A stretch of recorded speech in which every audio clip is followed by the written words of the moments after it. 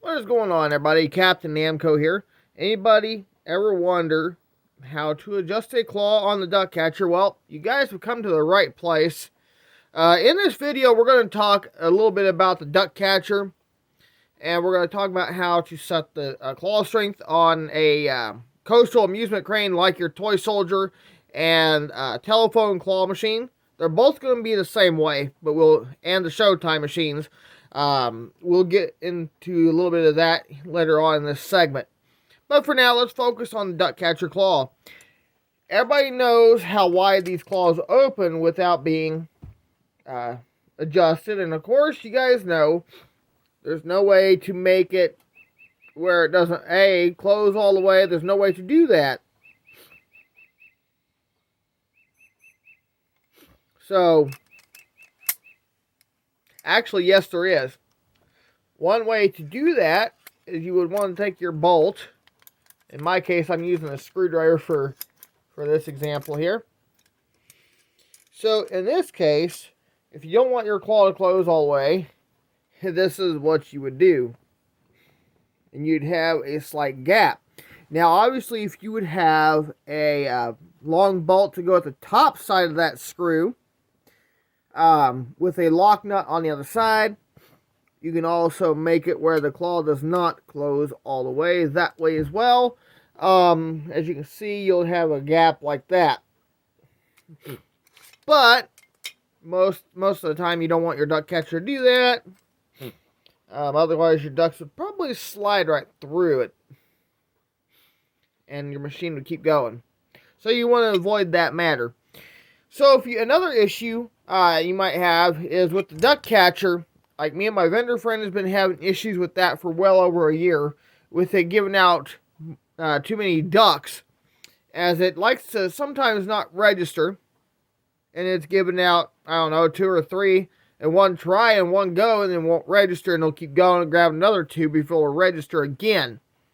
So if you want to prevent a duck catcher from giving out too many prizes when it doesn't register, just simply put your screw in like that with your lock nut, and voila, you have noticed that the width as far as how wide the claw opens is decreased. Now, if you want to see it physically being done on an actual duck catcher, refer back to episode 76 of Captain Namco versus Duck Catcher. You'll see more about that and how it'll help you out and prevent you from losing an excess amount of money with that machine. Now, as far as your claw strengths are concerned, as far as when it comes to your coastal amusement cranes like the Showtime, telephone claw, and Toy Soldiers, this is a common thing. People don't realize that each one of those machines that I have mentioned, on the backside of that coin mechanism, there's what they call a test switch, or a service switch, or whatever it's called. But you turn the machine off, flip the switch up, and then you'll then turn the machine back on. And then on the display, it'll say C0, which means you're accessing the computer chip itself, and you will actually be setting the claw strength directly through that chip, doing it that way. So how does this work? You'll move the joystick down, and it'll say C1, which indicates the first knob on the potentiometer, also known as the VR1 on the potentiometer, which would be your very first knob. So you would set it how you want it set. Then, once you have that done, you'll move the joystick to your left. The display will pull up C2.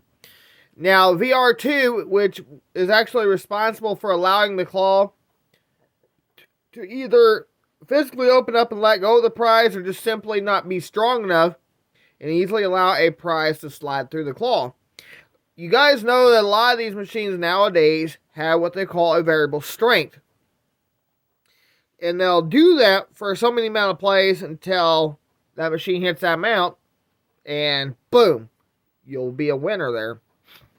Now, the Toy Soldier, telephone claw, and the Showtime all has variable strength settings. So the VR2 indicates If you turn it down low enough, the claw will actually open up and let go. So, with that said, the C2, which indicates you'd be messing with the VR2 knob on the potentiometer. So, when you do that, you can actually set it lower than the top strength, giving that machine the variable strength.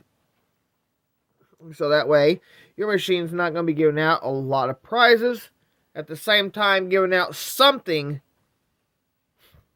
while your machine is making money. So, I hope that helps you guys out.